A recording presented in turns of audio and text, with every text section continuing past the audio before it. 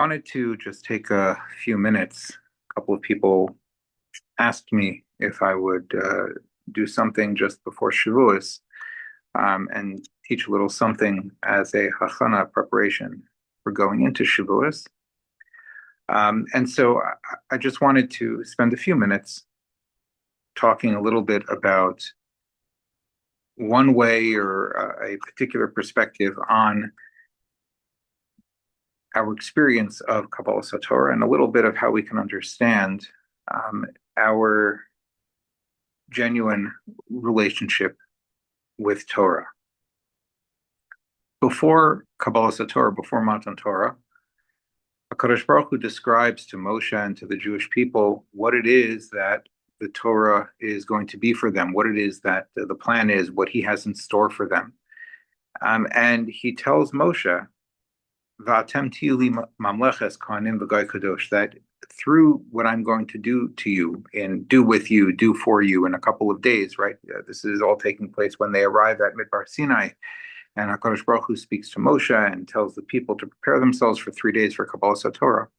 And he says that through Kabbalas HaTorah, through the Torah that I'm going to give you, you are going to become a mamleches kohanim and a goy kadosh, a nation of kohanim, and a holy nation, a nation that is characterized by Kedusha.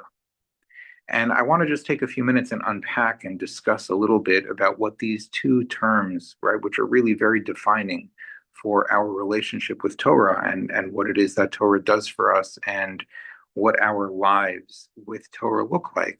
What these two terms, a Mamleches Kohanim and a Goy Kadosh, actually refer to, which maybe can help us understand a little bit better what it is that we are receiving and encountering. So, first and foremost, what does it mean to be a Kohen? What does it mean to be a Mamleches Kohanim? So, to be a Kohen, I think it's very important to appreciate. To be a Kohen is to be born into something. It's to have a birthright. The Kohanim are the Bnei Aaron, and before the Kohanim were Bnei Aaron, the family of Aaron, from Shevet Levi, right? Of course, we know that before that, the Kohanim were Bechorim. Bechorim also, right? The firstborn. Until the Chet HaEgel, the Kohanim were supposed to be the firstborn. Afterwards, it becomes the children of the family of Aaron HaKohen, and they become the Kohanim. But either way, kahuna is a function of birthright. You're born into it. You're born a Bechor. You're born into the family of Aaron. You're born a Kohen. And what that means is that your kahuna is a status that is inherent. Your kahuna can never be taken away from you. It's true that in halacha, right, a kohen can lose the privileges and responsibilities of being a kohen for certain kinds of averos that are specifically forbidden to kohanim. They can, be forbidden from doing certain things if they're tamei, and from eating certain things if they're tamei. If a kohen marries a woman that he's not allowed to marry under certain circumstances, he can affect whether his children will be kohanim. He can affect whether he can do avoda in the mikdash. But as soon as that impediment is taken away, the marriage is ended, the tuma is fixed, and the kohen is tahar again, etc. The kohen returns right back to the things that they can do. Their status, their inherent status, is not affected. They are a kohen because they are always a kohen, and they always will be a kohen. And their kahuna is something that is fundamental, something inherent. You're born into it, and it's yours forever. And that's what kahuna means. And so, in a certain sense, we are mamlachas kohanim, right? We are a nation defined by an inherent status, an inherent birthright, something that we receive just by virtue of being. It's not something that we earn. However, in addition to that, we're also a goy kadosh. And what is kedusha? The Torah tells us, "Kedoshim to you, kadosh ani Hashem Elokeichem," that you should be holy because I Hashem am holy. And the Medrash tells us about this. That why does it say you should be holy because I Hashem am holy? It's a reminder that kedushasi l'mala mekedushaseichem. That in terms of kedusha, when we talk about the idea of kedusha, my kedusha, Hashem is saying, my holiness, my separateness, my distinctness is always going to be higher and beyond whatever level of kedusha you ever achieve. In other words, Kedusha is sort of is constantly moving the goalposts. As I advance down the field, the goal always continues to move further away. As I uncover new Kedusha that I didn't have before, suddenly a vista of new Kedusha that I didn't even know was there before is revealed to me that is now something I need to work on attaining. The end goal of Kedusha, to be Kadosh like a Kadosh Baruch Hu, is impossible. And part of what that means is that the experience of Kedusha, of inhabiting Kedusha, of having Kedusha, of working on Kedusha, it's something that always is going to leave us a little bit sort of out of place. We never quite get there. We're always sort of a stranger in a strange land, so to speak. We're a ger. We don't belong because the Kedusha that we are inhabiting is not the real thing, because we can see further Kedusha just down the road. Kedusha silamala mikdusha seichem. Kedusha is earned, but because it's earned, we're always growing into it. And because we're always growing into it, we never really arrive.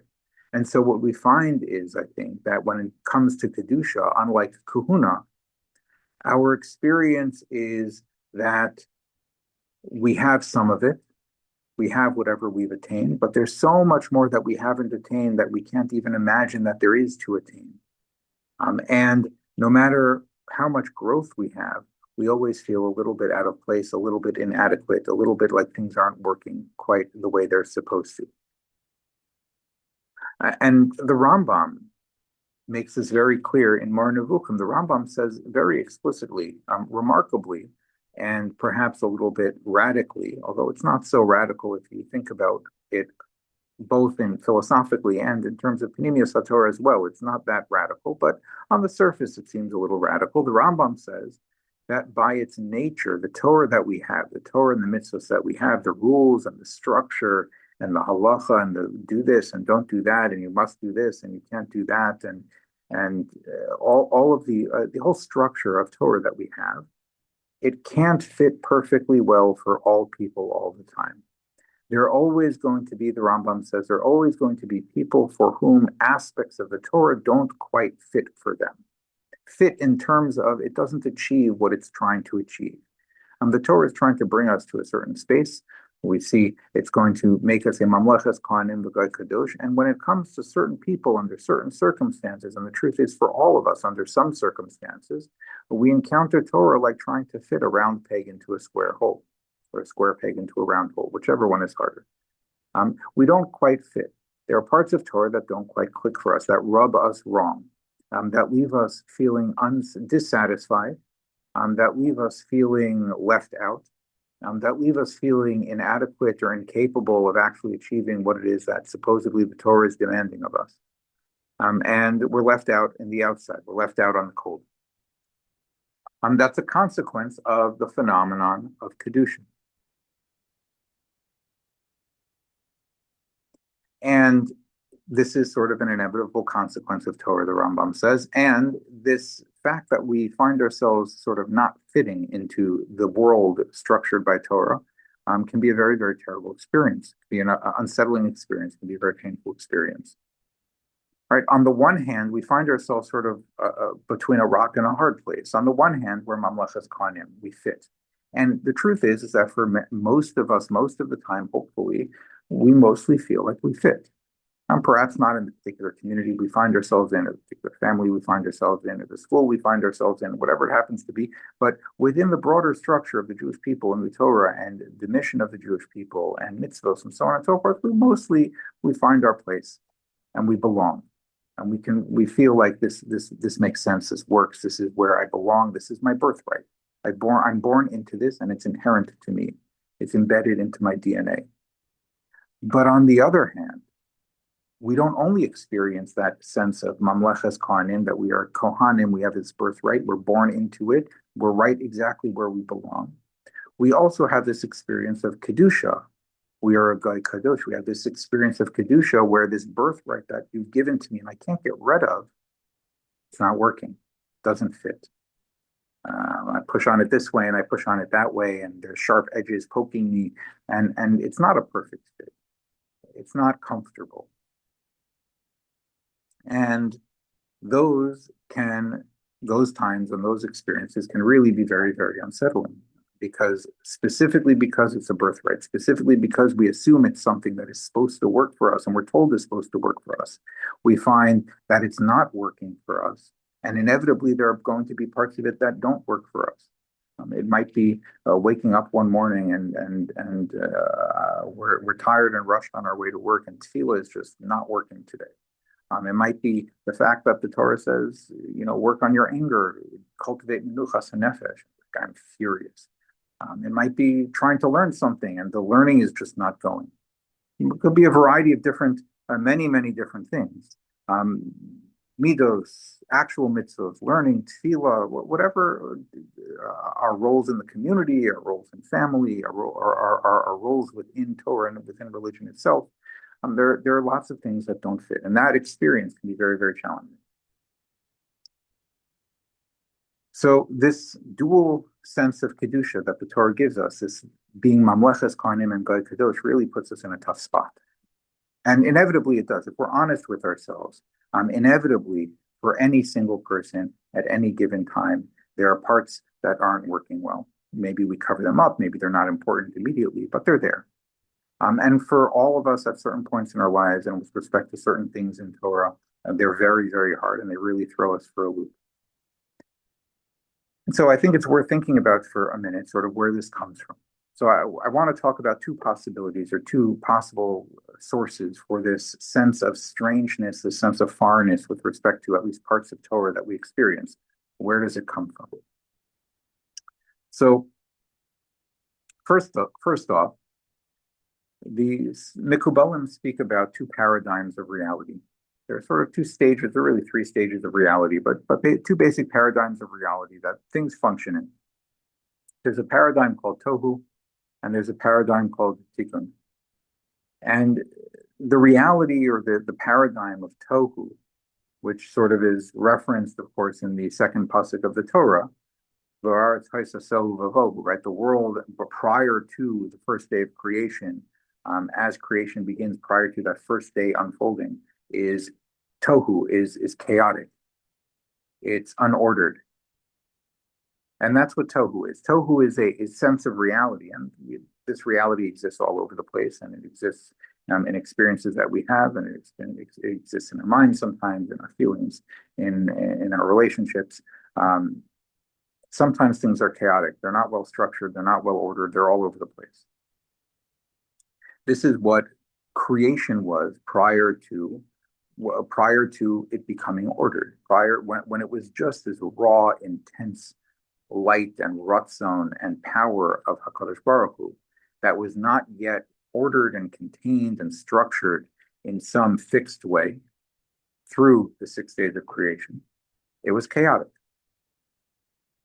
Later on, of course, this chaos, the tohu, becomes fixed. There's a tikkun that takes place. HaKadosh Baruch Hu says, "Vayomer Elokim vayehi ar, yehi ar," right? And there should be choshech, and there should be fish, and there should be plants, and there should be suns, and there should be moon, and there should be animals, and there should be water, and there should be land, and there should be rules of gravity, and there should be rules of cause and effect. And the world unfolds, creation unfolds over the 6 days of creation, all of which are misaking the chaos of tohu in a form that is structured and organized. And so the paradigm of tikkun is a reality in which the raw energy, the chaotic raw energy of tohu is sort of bottled up into neat and tidy boxes with limitations, constraints, definitions, with rules and predictable patterns, and so on. And in many Sifrei Chasidus, this idea of tikkun and tohu is used to explain different kinds of neshamos, different kinds of souls and human beings and human experiences. Rav Kook very famously writes about this in one of his famous books. It's been translated a lot recently. But he has a beautiful, wonderful essay on the idea of neshamos de tohu and neshamos de tikkun, that there are certain neshamos, there are certain souls that come from a place of tikkun. They're ordered, they're structured, they appreciate order, they're organized, they follow rules, they fit into the structures of society. There are people who fit. Right? There are such people. We all are probably familiar with such people. Maybe we are those people. But there are people who fit into the structure and the order of society. They follow the rules, they like the rules, they want to know what the rules are.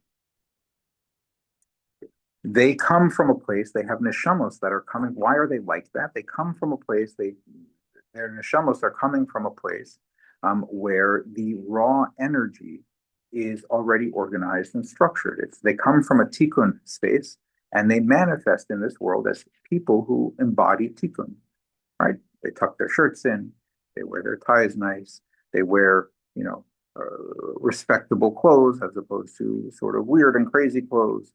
They hold down a job. They have the house and two kids and a dog. They fit into the organized structure of reality. And then there are people who are neshamos b'tohu, Rav Kook says. There are people whose neshamos come from a place where it's too big and too intense and too chaotic to fit into the boxes and the structures and the paradigms of the world of tikkun.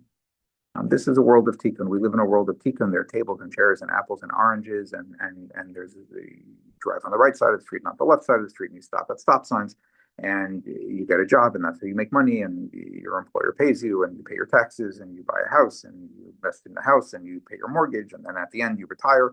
And right there, there's a structure and a rhythm to society. That's tikkun. Predictability, it's structure, it's stability. And then there are neshamas to toe. There are people who don't fit in that. They grate against it.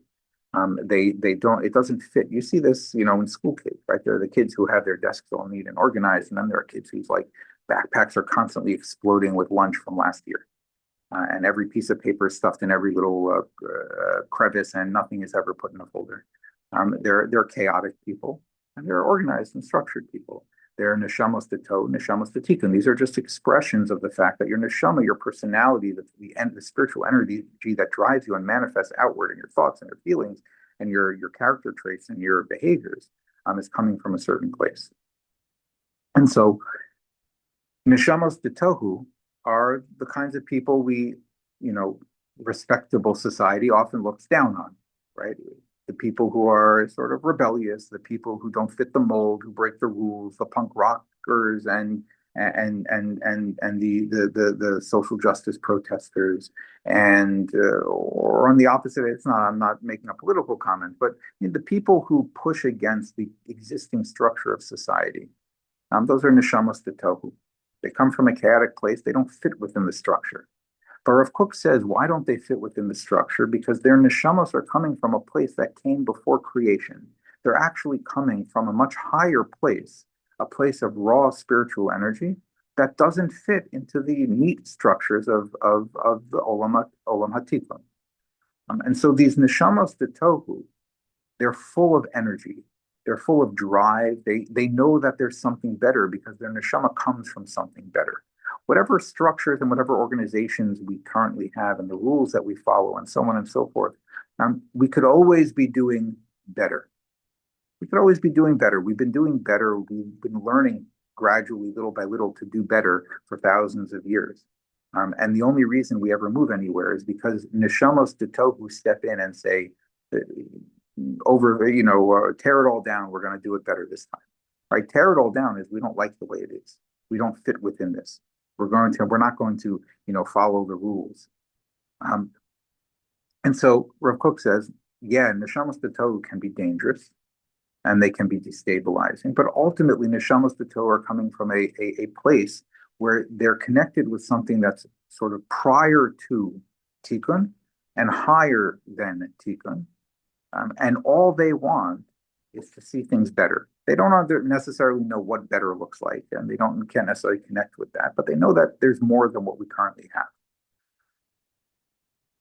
Now, it's a basic klal in Pnimis HaTorah and Kabbalah that hakol nichlal b'kol. Everything contains everything within it. So we can talk about neshamos de tohu and neshamos de tikkun, but we're really just talking about generalities because there's no person that's a pure neshama de tohu, and there's no person that's a pure neshama de tikkun.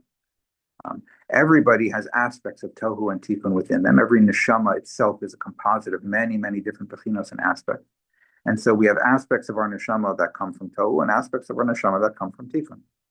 And we all have things where we like the way things are. And we all have, parts of our lives where we slip into the mold comfortably and predictably and stably. And we all have parts of our lives where we grade against the mold. And really, this is exactly what we're talking about. There are parts of our lives where we fit into our role, right? Where we embrace the Mamlachas Kohanim. And there are other parts of our lives where we find ourselves experiencing the Goy Kadosh aspect, the idea of, I don't fit. This doesn't fit. This is not, there's more than the way things currently are. I know that there's more. I don't know what it looks like. I just know that this is inadequate and we could be doing better. And so I grade against it. I feel out of place in the existing structure because it's not the way it ought to be. And so, in a certain sense, the experience we have of Kedusha, of that sense of discomfort, of I've not yet really arrived, that there's a dissonance between where I am and where I could be, or where things are and where things could be, or how Torah speaks to me and how things ought to be, or what's true, or what I feel is more true, or what I feel is more authentic, and so on. That comes from a place of tohu. That's a reflection of the aspects of tohu that exist within our own neshamas. That is the rough parts of our neshama, so to speak, that don't fit the mold. And it manifests in part as we don't fit. Things could be better. Things can be more clear. We can dig deeper and understand better and understand more. There's got to be more to Torah than what you're telling me, right? When my seventh grade teacher tells me something about Torah, and I was like, nah, there's got to be more to it than that. It can't be that simple and can't be that black and white. And the truth is, yeah, you're right. It can't be that simple. Now there are people who just heard it and accepted it. So yeah, that's right and good, and they live their entire lives and in that mold. I lived my whole life with the hashkafa that I got from my seventh grade Morah. I mean, there are other people who hear their seventh grade Morah and say, "No, absolutely, that can't be. That's ridiculous." That's tohu and tikkun expressing itself. And what happens with the tohu? The tohu grates against what the teacher told you, and searches for more, and upends what you were told. And sometimes it gets you in trouble. And ultimately, hopefully, it brings you to a place of much deeper understanding than what your seventh grade teacher told. So the idea that there's this aspect of Kedusha, that we never feel quite comfortable fully with Torah, that there are aspects that are going to not fit well with us. In part, it's a consequence of us. It's a consequence of the fact that we have aspects of us that are tohu. And the aspects of us that are tohu are also always searching for more, are always don't want to be contained within structure, even Torah's structure. And this takes us to the second part of this, which is another reason why it is that we experience this dissonance between ourselves and Torah in certain aspects of our life, right? There are places where it doesn't fit. It's because Torah itself is not, the Torah we have is not exactly quite so the real thing. Let me explain. The Meir Shilach has a very famous idea in Parshas Yisro. The first of the Aseret Dibros is Anochi Hashem Elokecha. I am Hashem your God. And the Ishbitzer, the Meir Shilach, says, well, why does it say Anochi Hashem Elokecha? It should say Ani Hashem Elokecha. Ani means I am Hashem your God. Why does it say Anochi? So he says, a famous idea, this is not nothing novel and revolutionary about this, but he says, what's going on? Anochi is the word Ani with the addition of what's called the Chaf Hadimim. The letter chaf used as a prefix in a word grammatically means to compare it to something else. It's like something else. So when I use the word anochi, what I'm really saying is not me, but something approximating me. The Meir Shilach says that the encounter with HaKadosh Baruch Hu, the revelation of Torah that we're experiencing of Anochi Hashem Elokecha, the Aseret Dibros, and really the entire Torah is ke'ani. It's not the full, total, complete, and absolute perfect revelation of the essence of HaKadosh Baruch Hu. That is impossible for human beings to apprehend in any way, shape, or form and still remain human beings. The very nature of reality and creation and existence require that Hashem take a step back. There had to be a tzimtzum, so to speak, and that means that everything we experience, including the revelation of Torah itself, is anochi, ke'ani. It's like what Hashem says. The Gemara says, Anochi is Rashi Tevos, Anna Nafshi Kasavis Yahavis. I'm enclothing my soul in this writing, in this Torah. And based on the Ishkutzer, right, it's not really my soul, or the fact that my soul is being enclosed in something else means that what you're getting is not the real thing, not the full picture. It's a very good picture. It's the picture that I want to reveal to you, but it's not the essence of what I am. And this is true not only about HaKadosh Baruch Hu revealing himself to us at Har Sinai, but also about the nature of Torah itself. And the Kabbalim talk about the idea that our Torah, the Torah that we have, the thing that we call the Torah, which is a book with stories and rules and do this and don't do that and distinctions between things that are tameh and tahar and obligatory and prohibited and so on and so forth, that Torah that we know of as Torah, that's not really the Torah. Torah is something that exists prior to creation itself. That thing called Torah, which is identical with the essence of HaKadosh Baruch Hu, is filtered and expresses itself depending on where in reality you find yourself. And when that thing called the primordial essential Torah, what some of the Mekubalim call the Torah da'atzilus, is filtered into our world, it looks like don't eat pork, don't work on Shabbos, daven, believe in God, don't serve idols. It looks like our Torah. Avram, lived in these years, and there was a flood, and then there was Yitzchak, and then there was Yaakov, and they left Mitzrayim, and so on and so forth. That's what the Torah, right? The essential Ratzon Hashem, filtered down, projected onto our reality. That's what it looks like. But that thing that we have a book of do's and don'ts and stories and narratives and values and so on and so forth. That's not the essence of Torah. It's Torah as it appears to us in our reality. And so what that means then is that it's no surprise that we are going to encounter things that are not perfectly fitting us. Because the Torah that we're encountering, and this is partly, I think, what the Rambam is really being rooted in, although, again, whether or not the Rambam is a Kabbalist is a whole separate interesting conversation. But the Rambam is nevertheless, I think, rooted in this basic fundamental idea, because this is consistent with the Rambam's philosophy in general, which is that the thing we have is not the thing itself. And because it's not the thing itself, because the Torah we have is not the Torah with a capital T and another capital T, the Torah, because it's not the essential, actual essence of HaKadosh Baruch Hu, so then when we encounter it and we experience it, it's not going to be a perfect fit. HaKadosh Baruch Hu is perfect. The essence of HaKadosh Baruch Hu is perfect. But our encounter with a reflection of the essence of HaKadosh Baruch Hu, that's not the real thing, is not going to be perfectly aligned. And so we have these two basic places where we encounter feeling off and feeling dissonance within our experience of Torah. Number one is from us, mitzidenu. From our perspective, from our side, we have neshamos of tohu. And so the Torah, we can encounter perfect Torah and we can say, nah, right? And that's an important quality. And because that's the quality that keeps things dynamic, that keeps things moving, that keeps things in active movement and development, constantly moving towards the tachlis ha'afron, towards the goal of everything, which is Mos Mashiach and Achos Yamim and the perfect realization of a Kadosh Baruch Hu's reality within the world. We're moving in that direction. How do we move in that direction? Only if we're not satisfied where we are. So we have to have that element of tohu in us. But part of what that element of tohu entails is that we're not going to be satisfied with the way things are, and that includes with Torah sometimes. And part of it is from the perspective of Torah itself, mitzido, and from the perspective of HaKadosh Baruch Hu itself, mitzido. From that perspective, there's a quality of Torah. There's a quality of the way in which HaKadosh Baruch Hu reveals himself to us, so to speak. There's a quality in that is kaviyachol, so to speak, imperfect, right? Not the real thing. It is perfect because it's intentional. The imperfection is intentional.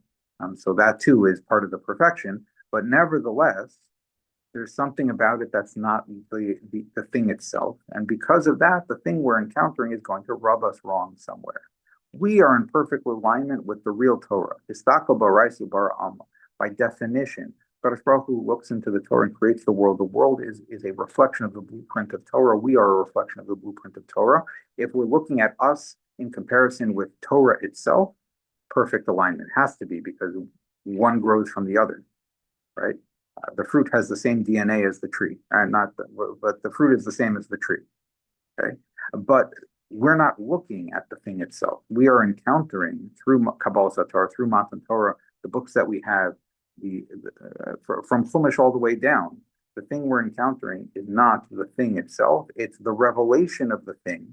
It's the enclothing of the thing in a form that we can comprehend, we can access, we can appreciate. We see this in the Midrashim about Kabbalas HaTorah itself, right? The Midrash describes how at Kabbalas HaTorah itself, we hear the first two dibros from HaKadosh Baruch Hu, right? And what happens? We die. Everybody dies. Their souls leave their bodies because they can't. The soul and the body can't coexist in a spiritual thing can't exist in a physical medium, while there's this total and complete absolute revelation. And even that revelation we just said from the Meshiwach is somewhat diminished. But even that diminished revelation was too intense for the coexistence of spirituality within physicality. Our souls leave our bodies and everyone dies. And we're resurrected. And the people say to Moshe, Moshe, this is too much, right? We can't handle this. You speak to God and you convey the information to us. So we're asking for an intermediary. We need an intermediary. And the Gemara in Nedarim teaches us that this fact that we recoil from the experience of Matan Torah, right? There are fences around the mountain. Don't go up the mountain. Don't have the full experience. Only Moshe is Allah Ela Rafel. Only Moshe goes up into the cloud, and he goes into a cloud, not a place of clarity. He goes into a cloud, and he disappears into the cloud. But the cloud is a place of lack of clarity, right? The whole experience is one in which we are not getting the full picture. And we recoil from even that diminished picture, and we say, no, we need more intermediaries. We need it to be watered down even more. We need it to be filtered even further for us to be able to handle it. And the Gemara in Nedarim says that experience, the fact that the Jewish people tell Moshe, like, we can't handle this. You speak to God, because if we speak to him or he speaks to us, we're all going to die. And the Gemara says that this is a reflection of sort of an essential, or the creation of an essential quality of shame that the Jewish people have, an embarrassment, of self-effacement that the Jewish people have, because a person that doesn't have a certain quality of, like, Gemara calls it busha. I don't think shame is the right. The word shame in English carries too much psychological baggage these days. So I don't think that's a good way of translating it. But a sort of a self-effacement, a sort of I'm not the be all and end all of everything. There's a distance. There's a dissonance between me and who I want to be and who I could be, and a distance between me and you.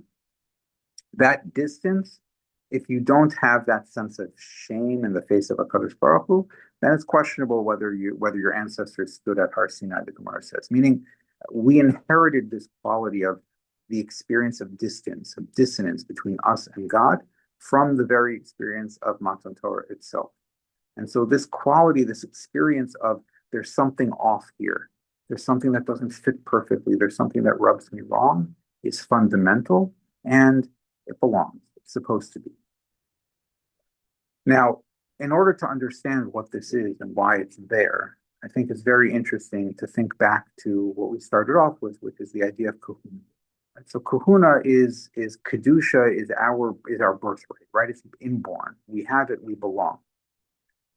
In Parshas Emor, we read just a few weeks ago, Parshas Emor, the Torah talks about a kohen who's a Baal Mum, a kohen who has some kind of physical blemish, physical deformity on their body that renders them, therefore, unfit to do the avodah in the Beis Hamikdash. A kohen Baal Mum. They're a kohen. They're 100% a kohen. They eat truma and they have to follow all the rules of kahuna, but they're not able to do the avodah in the Beis Hamikdash. They have to sort of stand on the side, and they can be there, but they can't do the work. They can't participate. And so they belong, but also at the very same time, they don't quite really belong. And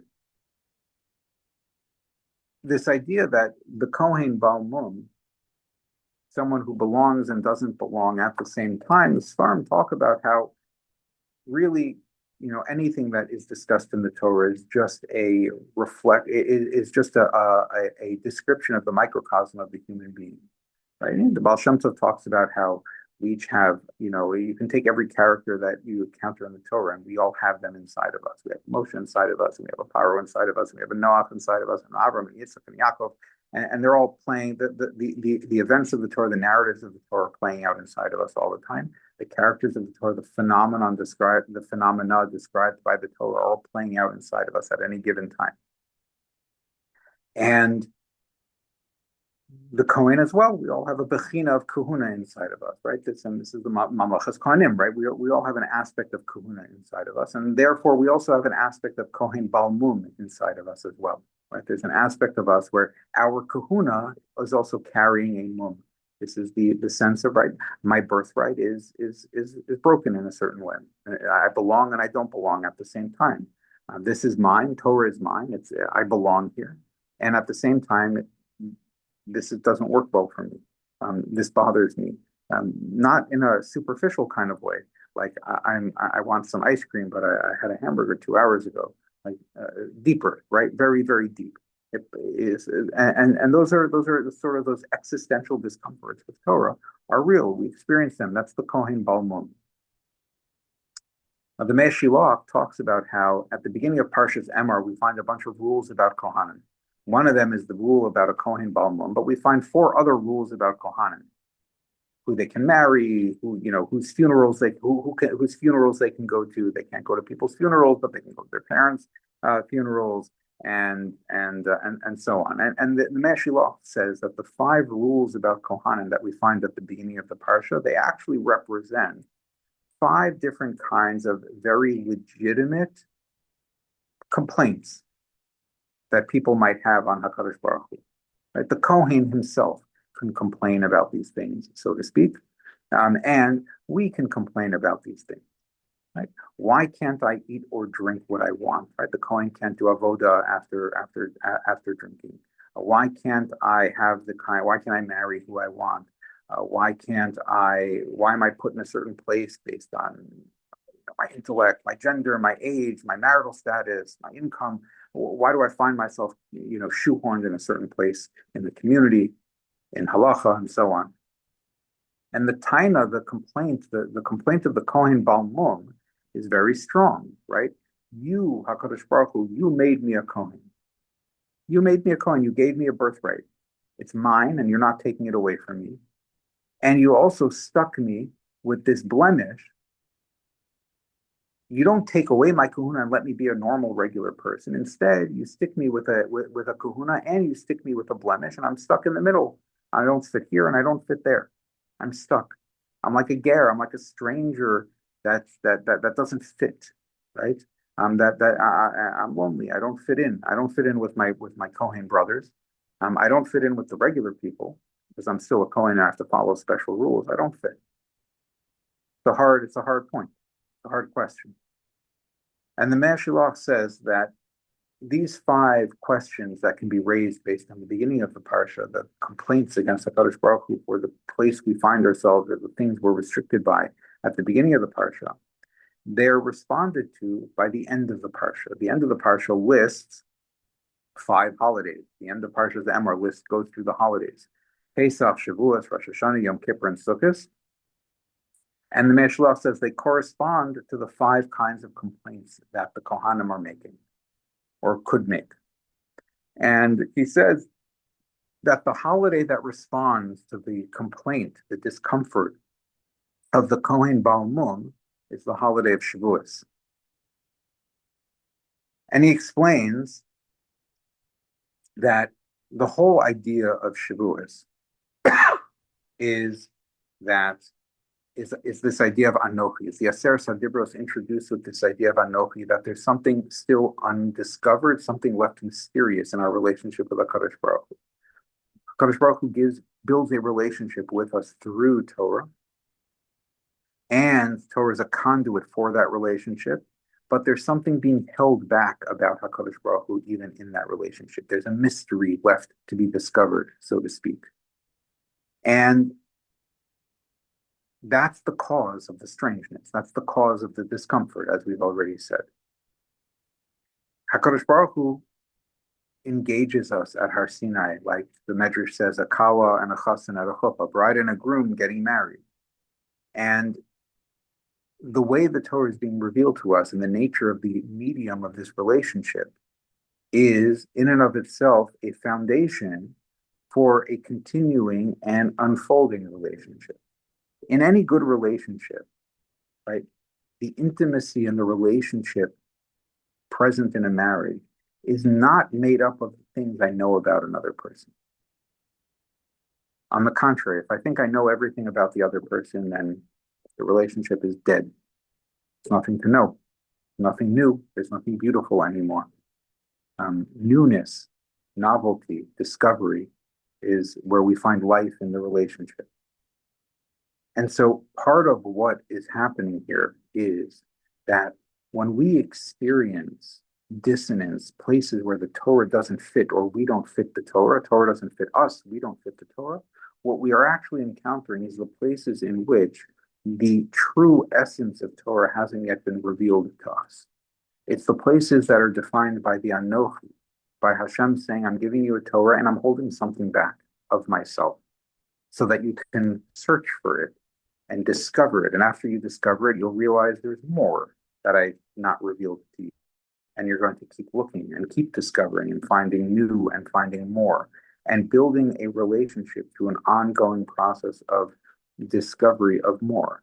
When we encounter dissonance and we encounter places where the Torah doesn't fit us and we don't fit the Torah, the response is not to create distance and throw it away. The response ought to be to come closer and to try and discover what more there is to discover, because the entire discomfort that we're encountering is a consequence of the mystery that HaKadosh Baruch Hu has reserved for the sake of that ongoing relationship.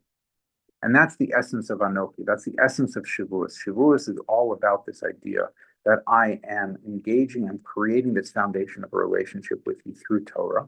But the way I'm doing so is in a way that is going to create inherently a vibrant, eternal, and ongoing relationship. And that depends on a constant, perpetual journey of discovering HaKadosh Baruch Hu within the Torah, discovering Torah within the Torah. When we encounter the parts of the Torah that rub us wrong, what we should be reflecting on, or what we could be reflecting on, and the way we could be processing that experience is there's something deeper here. There's something more here that's waiting for me to uncover it. It rubs me wrong. It doesn't rub you wrong. It doesn't fit with me. And because it fits with you, what is it? If when with the Torah that fits with you, you're not going to do anything with it. You just follow it. The Torah that doesn't fit with me, I am the one who's now going to find something new here. I'm going to dig deeper. If I approach the Torah with emunah, and if I approach the Torah with a commitment to the relationship with the HaKadosh Baruch Hu and a commitment to the relationship with Torah itself, what am I going to do? My commitment to the relationship says there's got to be more here. There's got to be alignment. And so I'm going to dig further. I'm going to search more. I'm going to ask. I'm going to learn. I'm going to think. And I'm going to try and find new angles, new facets, new bechinos of Torah that are going to reveal new things that have never been revealed before to anybody because it didn't bother other people. It bothered me. And so the things that bothered me are the opportunities that I have to find my unique chelek in Torah and my unique portion in Torah and to build my unique relationship with HaKadosh Baruch Hu, specifically through the discomfort. The discomfort is not a bug. The discomfort is actually the essence and the feature that Torah is as a relationship with HaKadosh Baruch Hu. So hopefully, with that in mind, we can approach Shavuos and go into Shavuos with a sense that what we're about to do is rekindle and re-encounter a relationship that is not perfect, that is not going to be experienced as perfect, but a relationship that when we experience it as imperfect and difficult and challenging, we take it hopefully as an invitation to make it more perfect through our own investment and our own seeking. And the seeking itself will be the medium for a much deeper and much more satisfying relationship with Torah, with HaKadosh Baruch Hu, with ourselves. Bezras Hashem. Thank you so much. I'm wishing you all a wonderful, wonderful Chag, wonderful Yom Tov, and a very meaningful Kabbalas HaTorah. Have a wonderful night.